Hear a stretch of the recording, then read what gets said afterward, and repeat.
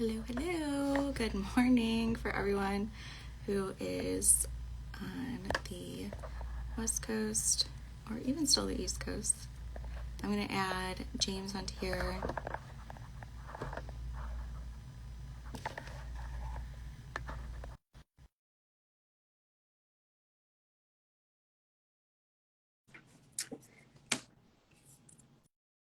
I just added you, James, so I think it should be going through. Hi, good morning. Or, I'm sorry, good afternoon.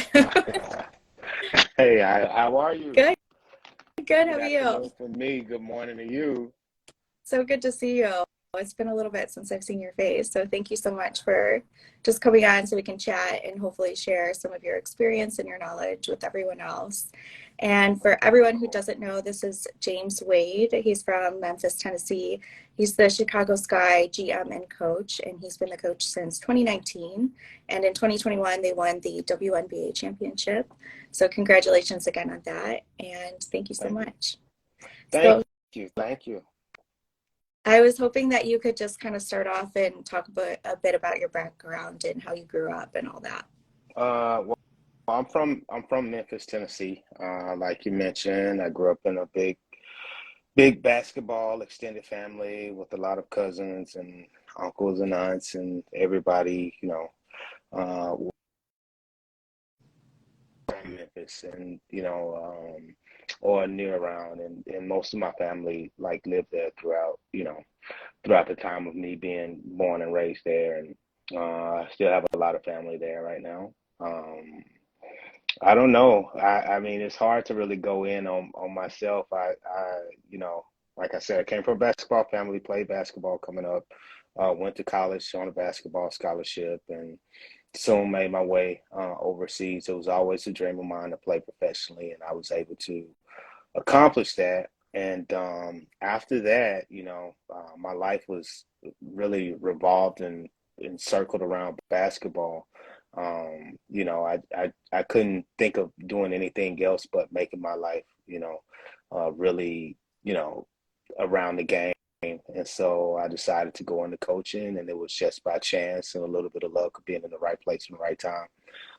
My wife was also a basketball player, a professional basketball player, and so you could say I'm really married to the game, and and that's just it's just been a big part of me. I think, God playing a trick on us. He made sure that my son didn't play basketball, so he's a soccer fanatic and Hey, there's still freak, time. and yeah, There's and still so time. I don't know anything about soccer. I don't think I even ever kicked a soccer ball like until I was until I got to Europe, and now that's what he's all about. And so I guess my eyes are being opened up to a little bit about that. But right now I'm still, focused on as much basketball as I can. But that's my life. Really simple. Even though I move a lot, live a lot of places, and live part time in Chicago and live part time in France, I try to just maintain a very simple lifestyle, and that's it. I don't, I'm really, yeah, that's me. Mhm. You said, okay, so you grew up with a lot of family. How many family members and cousins, and what was that like? What number were you, and what was that like growing up playing basketball? So I'm the oldest of three kids, but my grandparents, they had nine kids, and so it's like 33 cousins, and Oh, wow. it's like it's something crazy. I thought it 27, was in the 33, something. 20s for some reason. I think it's 27. I think it may be 27. And I think I was maybe counting. By the time we counted the great grandkids too. So I think it's more like 27. Um, it was a lot of us, and in my no one in my family has a cousin that's not of the same sex that's a year younger or a year older. So somebody always had a partner, with them. Like for me, it was my cousin Michael. We graduated high school together, and And for my brother it was Jerry and Lanny, and for my sister it was Shamika. And like we had everybody had a partner that they were the same age with, that there was it was their best friend. And it was pretty awesome, like growing up. And I had all these cousins, and they were all like 6'4", 6'5", so they were like basketball kings in And how tall are Memphis. you? And they were How I'm tall are I'm you? sniffing 5'9". I'm 5'8", Yeah, Wait, I read online you it's were 5'10". that I is guess a big I've joke. never like I'm short, so That's a big everyone's joke. taller to me. Hey, so this is what on my license, when I first got my license, they were like, put your height, and they didn't verify it, so I put like 5'11". And I'm 16, 17 years old, and I'm like wishful thinking. I'm like, I'm gonna grow, like I'm gonna grow. And like I didn't. And so my license for like the first 10 years was like 5'11", and I was nowhere near that. And so no, I mean, we tend to. That's the one thing that's different between soccer and basketball. In basketball, we embellish a little bit, especially on the guy side. We kind of, uh, we push it up a little bit. And so me, I just over exaggerated a lot. And yeah, I never met those height goals. But I my think on the cousins, they girls' were, side they embellish it a little bit too. yeah, they do. That's true. On the After, when I was yeah, when we were in the bubble, like I still say this to this day, one of the greatest moments of my life was I was in the, you know how like they had the buffet type of uh-huh, thing uh-huh. when we'd like go and eat and whatever. And someone was like, "Oh, so are you one of the players on the team?" And I was like, "Oh my God, thank you so much." Because there were some short players that they would like list themselves as a certain height. And I was like, "I'm 5'1". Yeah. There is no way she's 5'5". I'm telling you right now. Hey, we have some. Yeah, it's a few of them in the WNBA. They do it, but they play that big. Some of them even play bigger. So we have Yeah.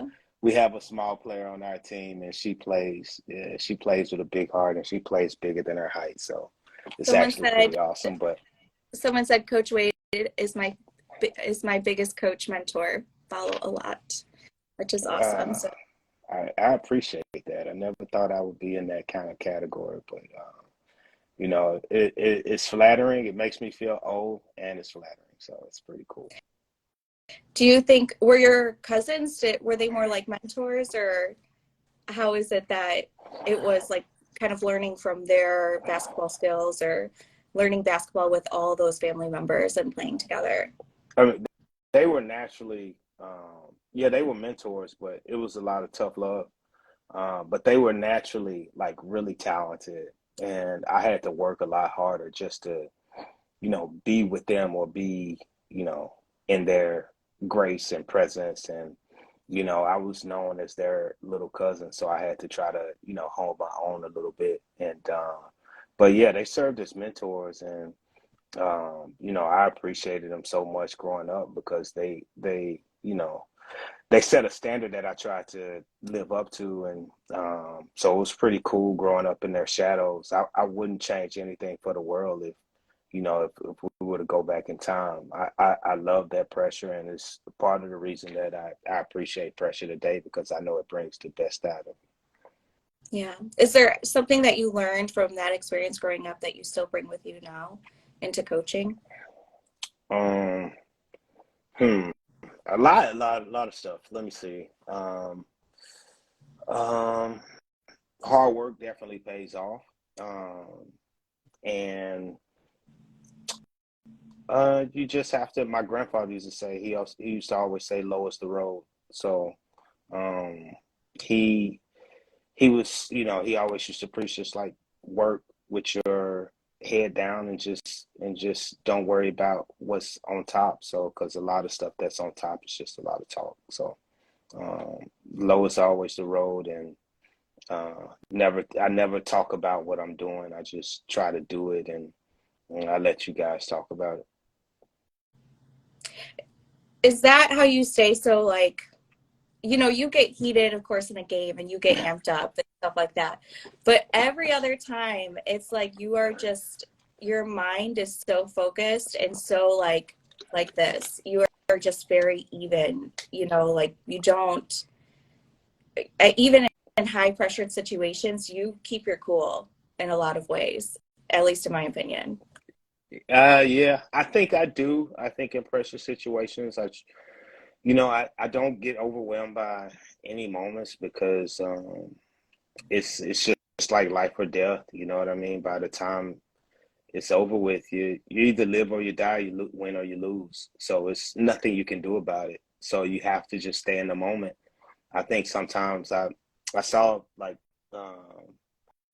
something about Kobe Bryant recently where he said that when he was 8 years old, he was doing karate or whatever, and he was in his own head, and it wasn't as bad as he thought it was. And so I I, I kind of feel the same way where I don't I have to live with the results, but I want to make sure that I'm 100% like focused and in that moment. I feel like if I'm not, then I'm not giving.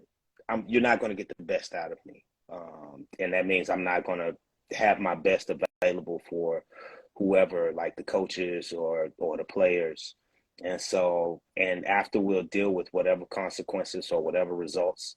But I have to keep an even keel. And if we lose, we lose, and you learn from it. And when we win, and we learn from that too. But it does no one justice if I get too anxious or if I think too many steps ahead and act off emotions that aren't there yet. So yeah. Do you think that's a characteristic that makes a good leader and a good coach? I think so. I really think so. Uh, I've always I've always learned from, I guess, missteps, and I've always learned from, um, the good steps of leaders that I've been around, and not being critical of anyone because we're all human. But I know I've made it's been moments where I've let the moments get the best of me, and I just try to learn from them. I think the good thing about being a leader sometimes is um, understanding when it's time to lead and understanding when it's time to follow. I don't think a leader always has to be the one that makes decisions. I think a leader has to be the one to, I guess, always set the example. And I think that's the most important part of being a leader. Mm-hmm. Sarah Trimom said Hmm. so, humble Coach Wade, and I would totally agree. You always keep a humble kind of like presence about yourself, even being all the accomplishments that you've done. And what you said, I think, kind of reflects that, you know, and at previous podcasts too, you've kind of said this thing like stay in your own lane. And so I would say like that also coincides to it is you know what you can do and you hold yourself accountable, but then you also know when someone else is good at what they do and you let them lead in their own way.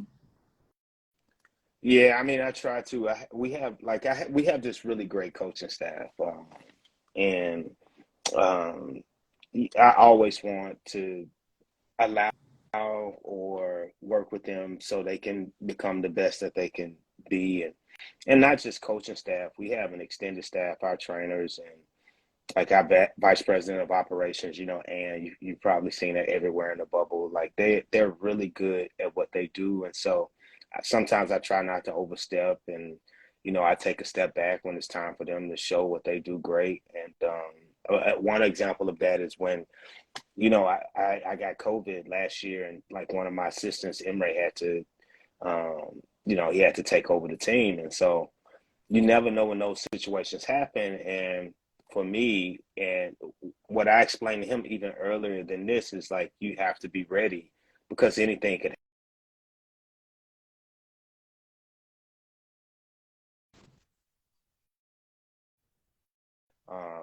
And so he did a great job of that, and I felt like it was smooth because he was ready, and it was smooth because I I want to give him the power to kind of make decisions and do the things that he needs to do because shoot, you never know, man. In 15 years or in 10 years, in five, I might be working for him. So, it's just I want the people to be the best that they can be, and I never ever ever want to be the smartest person in the room. So I'm always looking for people to work with that can bring something that I can't bring. So Mhm. that's it. Is there a certain routine that you go through? Because I've even noticed for myself, and this is way more for you, is like traveling all the time. You know, you're in a different part of the country even now. You're in France, and when you're in season, like you're always on the go. And so it can be very like, I mean, maybe you're so used to it, but in my opinion, it can be sometimes very jarring. Like you're getting used to different time zones, and then you have a different schedule from place to place and different locations. So is there something that you go through like as a regular routine to kind of keep your mind focused and ready and just keep yourself more like aligned? I think I the most important thing is when I eat. So eat. If I can make sure I'm done eating, no matter where I'm at before 8 o'clock, I think it's really important on how I sleep. Sometimes here, when I'm here, I have meetings a little bit later. So I try to eat early so I snack it out, and that way I can sleep early. But when I'm traveling, I just try to schedule my food um, is at the same time and according to that time zone because for me my food affects when I sleep Mhm. and I always try to make sure I get a certain like I used to not value sleep as much and a few years ago I worked with the sleep coach that helped me value it more and I saw an improvement in my performance and sometimes I get off of it, but I try to get a certain amount of hours every night. But everything is going to revolve around how I eat and when I eat.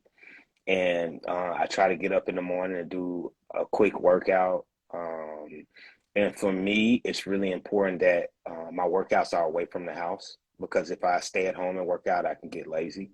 So I try to get, um, away from the house and go work out, and then I'll come back and besides like doing stuff with my son, I still take Russian classes, and that's something really important because I need my brain to move. And after that, that's when I get into my video stuff where I'm watching games and watching players and doing all that. And I just try to wind down at a certain time. But I guess the most important thing, just to go back to it, is when I eat and Mhm. how I eat. Yeah.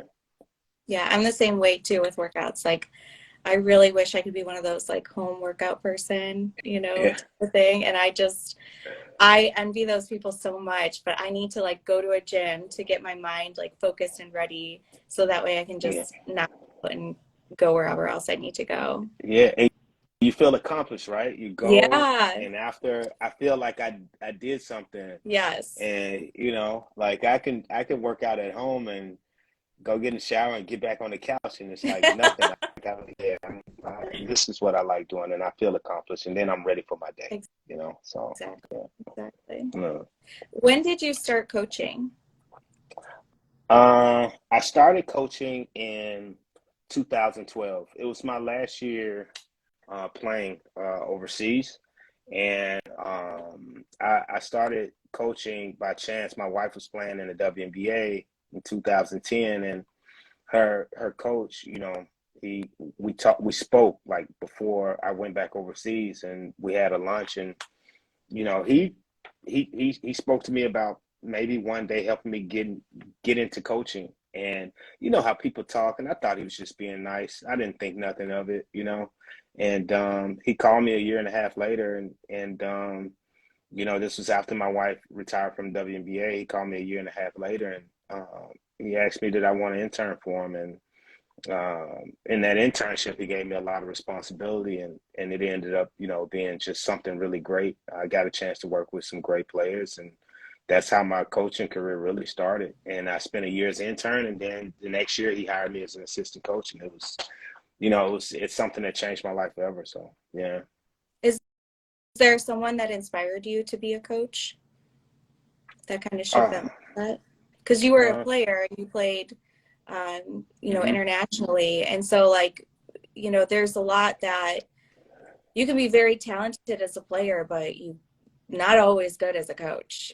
And that's like Yeah, with no. everything, like it takes a certain personality and like a certain type of person to be a good coach and a good player. So is there someone that inspired you and like kind of helped you make that transition? I mean, I guess when basketball camps in the city, in Memphis called Shelby Metro, and I used to work with all these amazing coaches, um, city coaches that are, very famous here in Memphis, there in Memphis. And so it was really inspirational just being around them and seeing how they, you know, I guess they handled themselves and seeing how they affected kids' lives.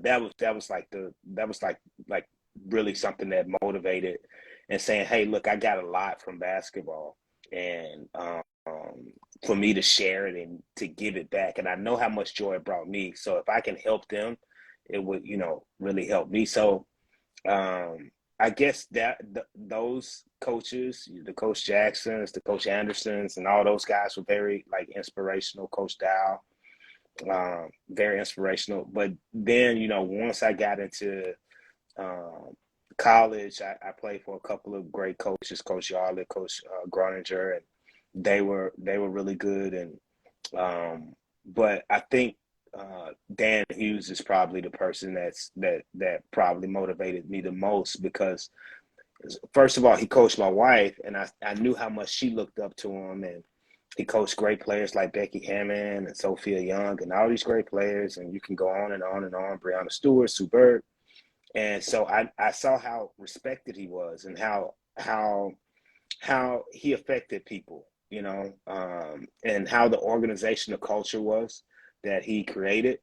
And I was like, wow, if I can do something like that, man, it would be amazing. And so he made my he made my dream seem real because he believed in me as a coach before anybody else did and before I did, before I actually did. I had no idea what he saw in me, but he saw something, and so like from I guess from then on, I remember telling him in the office once. I think the first year after the first year that I went from being an intern to assistant coach, I told him I was like, "Look, Dan, I appreciate the opportunity. I promise I won't let you down."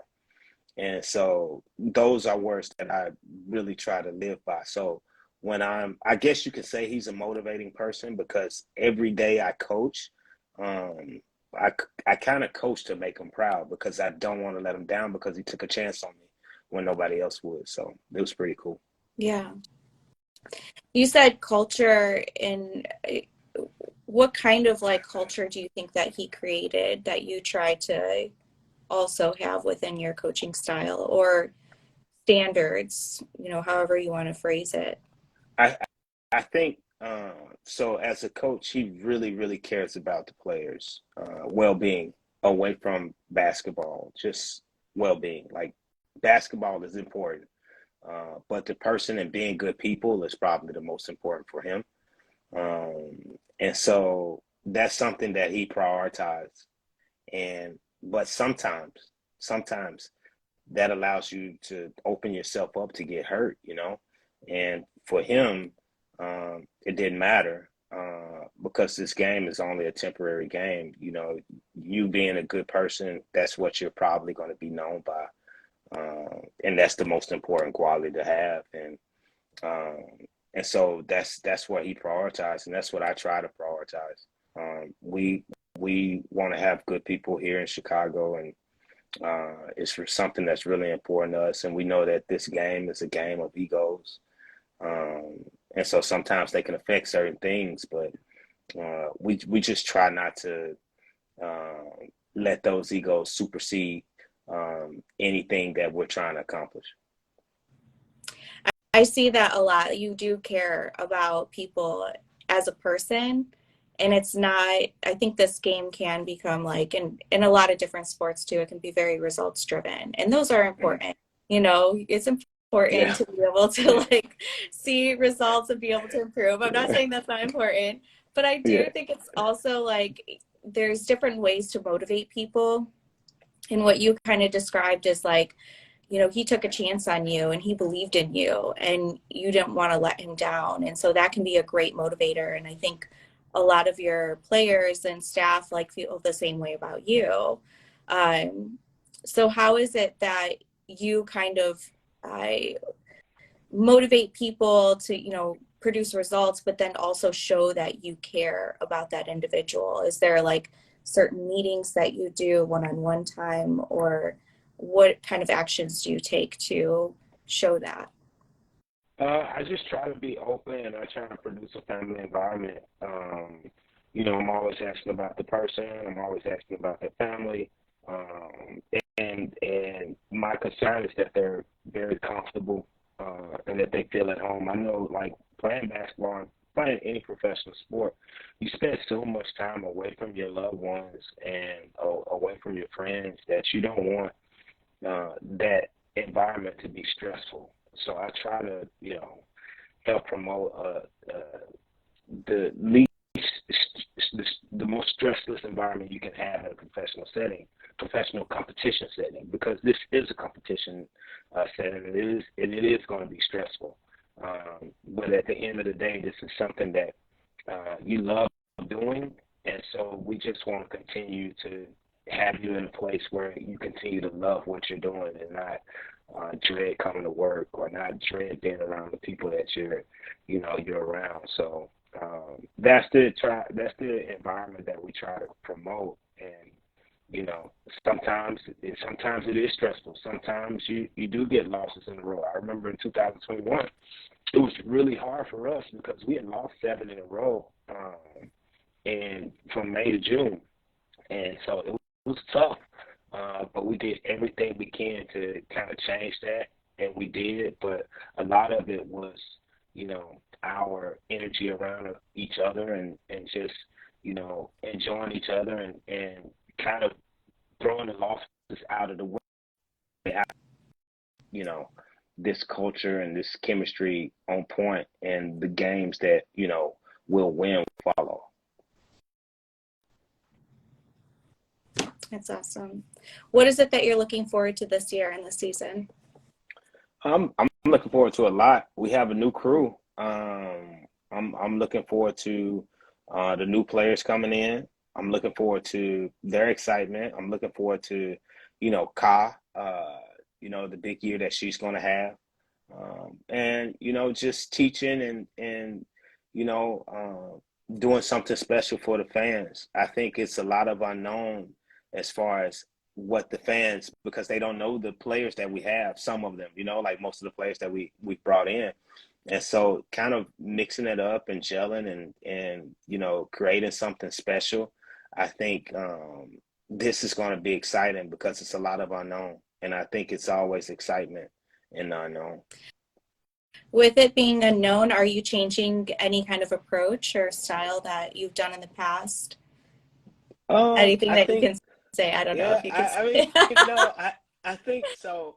I think when you look back at us in 2019 when I first got here, um, we had a younger team, and it was a team full of potential.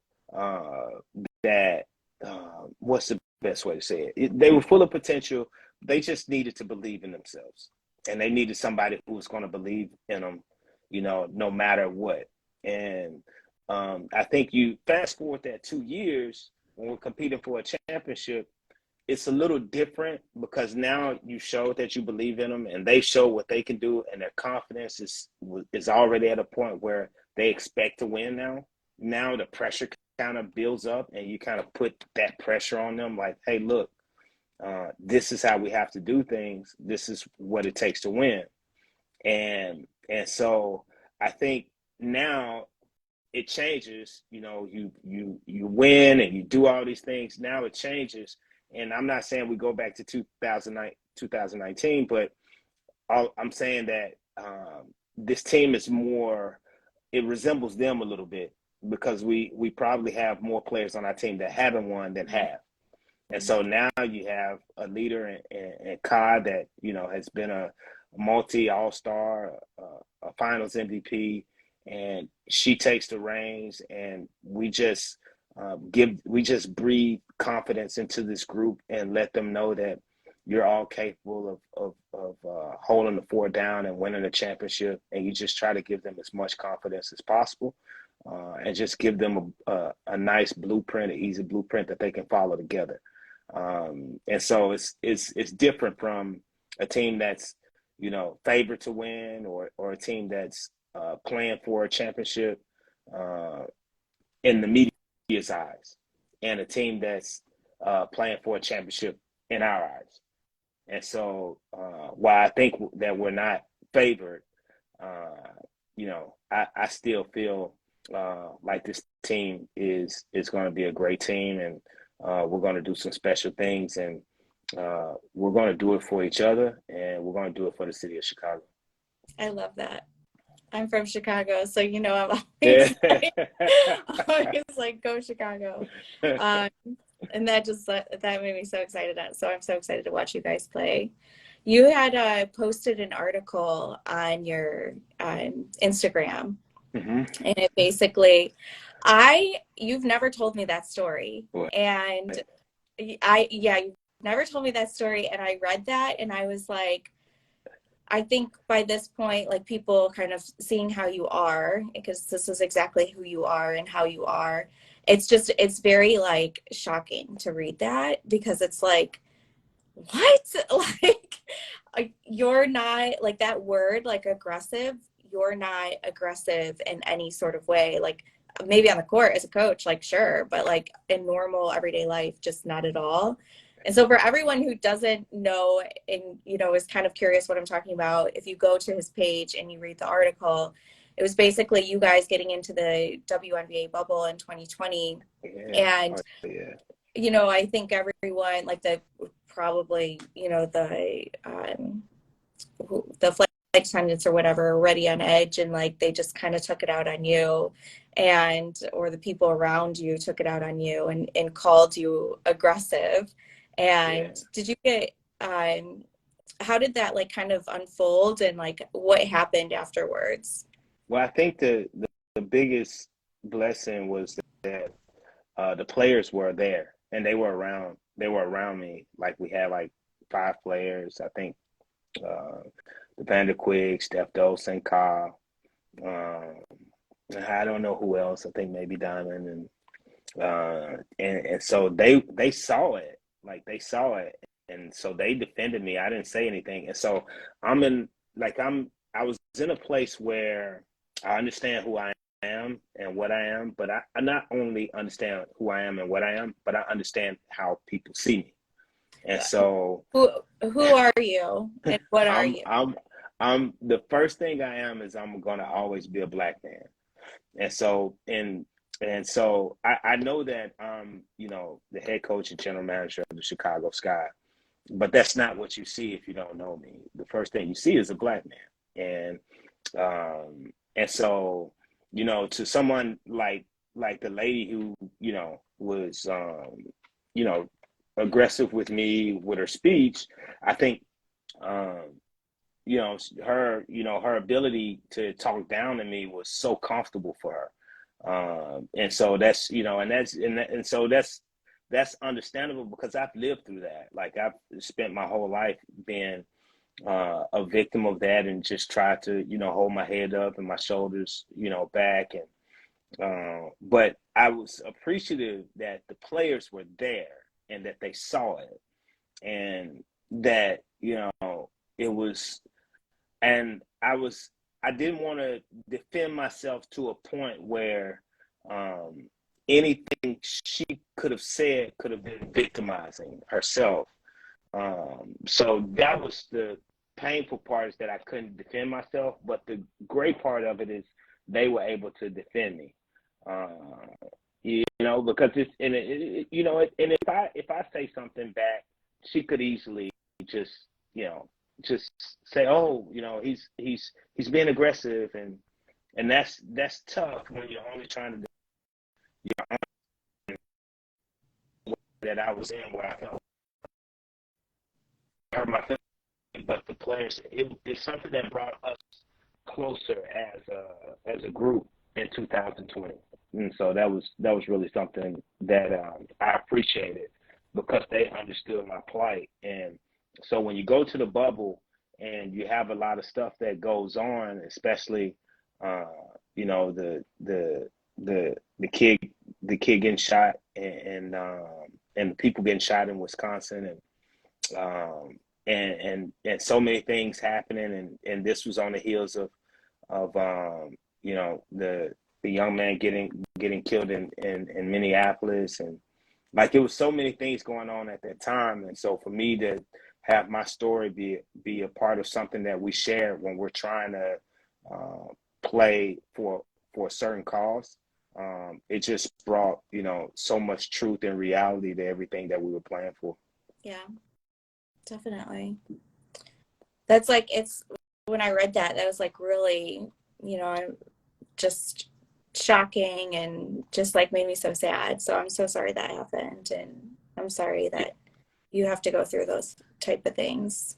One day, you know, we'll be in a place where these things will happen, of course, because they're going to continue to happen, but they'll happen less frequently, um, and you know, we'll have more people on the other side of it, and they'll be able to help move us along. So hopefully Do you one day think soon. that it's changing in any particular way, or do you see a change? No, I thank God for like technology though. Like technology has really been um, a great, uh, I guess, a great detail and to what's really, you know, going on, and it's actually bringing the reality of the type of world we live in, and it's not just a lot of gossip. You know, we're seeing things happen um, all the time, and like now it's just we know it's more common. We know it's more common because of technology, and we need to know that. And so people can deny it, and but I don't know if it's making people more aware, and so it's making the people that want to you know lay down their life and sacrifice to make this world better. It's motivating them to do so even more, and now it's a lot of people that you know that can't live blind and say I don't know that these things exist. So this something that I appreciate technology for doing it. Well, thank you for sharing that. I have some just like questions just to kind of Uh-oh. that were and you can expand or you can just, you know, say it short and sweet, whatever. Oh, okay, okay. Um, just like random things that people had messaged me and wanted to know. Um, so I guess one is like a really easy one. What's one thing that you would recommend if someone wants to be a professional basketball player, either man or woman? What would you recommend? They um hmm, that's a that's a good one. Um, well, you have to. I think the first thing you have to do is be coachable. You know, um, this is really important because um, if you're coachable, you, they're going to tell you what direction you need to, you know, take. Whether it's and it's something simple. You need to shoot more threes, or you need to be able to, you know, be at the corner of the screen in defense, or like you being coachable is going to help you get to where you need to go. And that's the biggest, most underrated thing. And what about being a coach? If someone wants to be a coach, is there one thing that you would say, you know, if you do this, you'll be able to get there? Uh, learn the game. I think you have to learn the game, and how you do that is finding mentors and um, just subscribing to different, you know, coaching functions and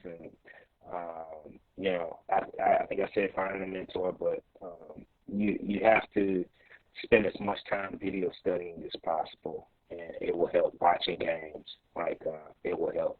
And when you watch it and when you learn, you have to know how to take everything that you know and be able to uh, teach it and explain it. And if you can do that, then you're on your way. So 2020, we were in the bubble Yeah. and you had that experience. And then also, I mean, that was just like, I try to describe it to people, and I honestly feel like I don't want to say this like in a horrible way. It was like a psychological test. I feel Yeah. like more than anything. I Yeah. don't know if that makes sense or if you experienced it the same way. Yeah. Um, but what was like the biggest lesson that you learned to that season?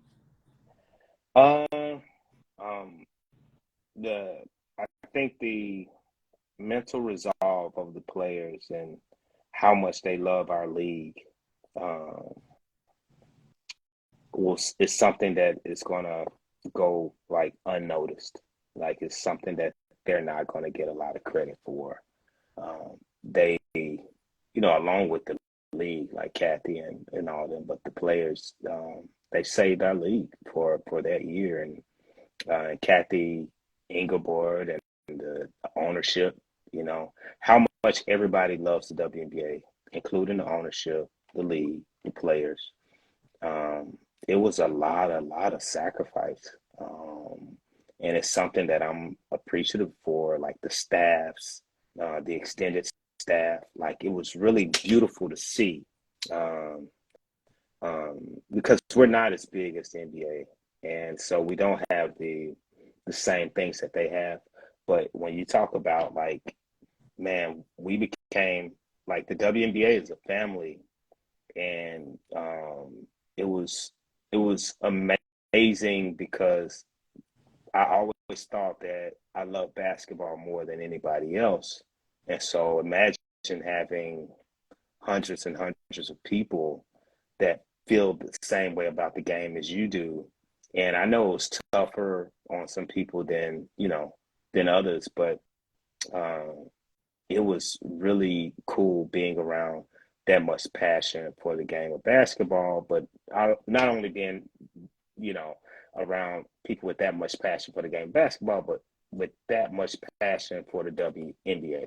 And that was something that has touched me and is going to continue to touch me for a long time. I would totally agree. I think in that's what I mean about like psychologically challenging. Like I Yeah, think the circumstances in a lot of way, like people now we know what we know and whatever, and circumstances are different, but at the time it was very new, and so people were scared. right. And they went into this bubble and they wanted to play and they wanted to keep things going. And yeah, Kathy really, she, I think the whole thing, it was kind of risky in a lot of ways. And we didn't have exactly what you said, all the resources. So for everyone who was in the bubble, the hotel staff, the teams, everyone, every single person Yeah, that just kind of was like, had enough like faith and belief that we were going to make it happen no matter what. And I think like in a lot of ways, when you come to a point when you're in a challenging situation, you can take it one or two ways. You can say, this is impossible, everything is going to crash and burn, or you can say, no matter what, we're just going to keep going and have faith. And that's like exactly what happened. So that's yeah. what's really incredible to me. And shout out to you Oh, too. I so, mean, you're not gonna get like the credit that you deserve, but you were there. You helped a lot of people. You helped me out. I mean, we could talk about that. How you, you literally saved my life, you are and you're so sweet. so it's I'm in the hospital till 6 in the morning, and you're there every step of the way. So no, I appreciate that, and I think you're known around the WNBA circle as somebody who's going to go above and beyond, and so you helped out. You have a lot of stories, like you helped out a lot of people. And so, no, we appreciate you too. Well, I was happy to do it. And it makes me happy to do it when I get to meet some amazing, incredible people such as yourself. I mean, you definitely stand out in my mind in so many ways. You are a good Thank coach, you. you are a good leader, you're a good friend. You know, you have so many great qualities about you. And I think what's truly amazing is that you've been able to accomplish all the things that you've been able to accomplish, but you still stay true to yourself and still stay very humble. And you know, I think that I don't know for sure, but I would think that for some people that might be hard to do, but you just make it seem so effortless. I appreciate it. Thanks. I have a question for you that is more of like a personal. I know your son, you wanted him to play So bad. basketball and So bad. he went in his own direction. Now he's playing soccer. But like, you know, in 15 years, what kind of man do you see him becoming or hope to become? Um, that's wow. That's great. I think about that a lot. And so we try to teach him lessons. My wife has been like really amazing. Um, we want him to be as honest as possible.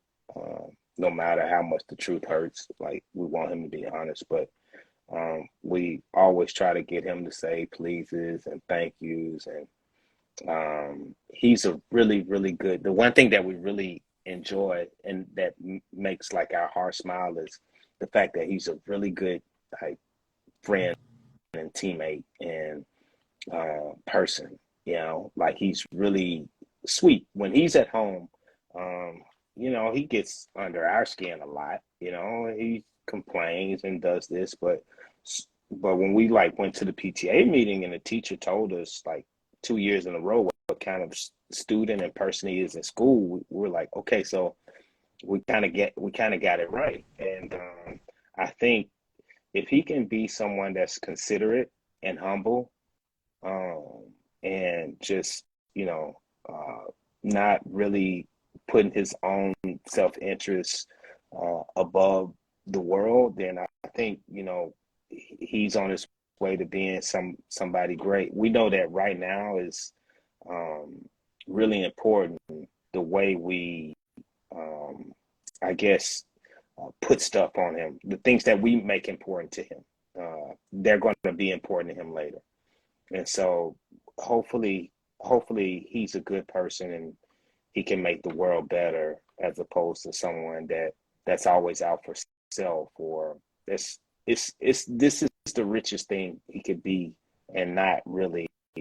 I don't care what kind of soccer player he is or how much money he makes, but if he can like be that person, I think the rest will work itself out. I mean, he's a great athlete, and we love that. We're excited about it, but it's not the thing that we put first. So, 15 years, he'll be 22, be just into adulthood. Hopefully, he'll, you know, love people sincerely and be honest with them, and um, care about like the world. So that's it, I guess. Yeah, I love that. That's great. yeah, I think that's it. Is there anything else that you wanted to add or say? I think um, it's the W is going to have a really, really good season this year, and um, I think it's going to be full of surprises. So I just think people should tune in. Uh, it's going to be really special. It's going to be a special year, and yeah, I think people should really tune in. Um, that's that's all I got to say about that one. Yeah. Yeah, Other than that, I mean, let's keep this world moving for the better. Not to the left, not to the right, but straight ahead. Yeah, yeah. I like that. That's great. I'm so excited for this upcoming season and to see, you know, I cheer on the WNBA as a whole, and of course, but there's always a special Shot spot for Chicago. town. Sky Town. That's it. That's it. So I'm so excited to watch you guys' games and to just follow you and your journey and your son through you, which is I good. appreciate it. I I love the appreciate it. pictures you post. He's going to be. I don't want to be like LeVar Ball, but he's going to be really, really Yeah, special. I And see what it. he does. So yeah. I Yeah. see it. Well, it's so good to chat with you. Thank you, thank you, thank you for making time. And I will talk to you later. Always a pleasure. Talk to you soon. Bye. All right. Bye.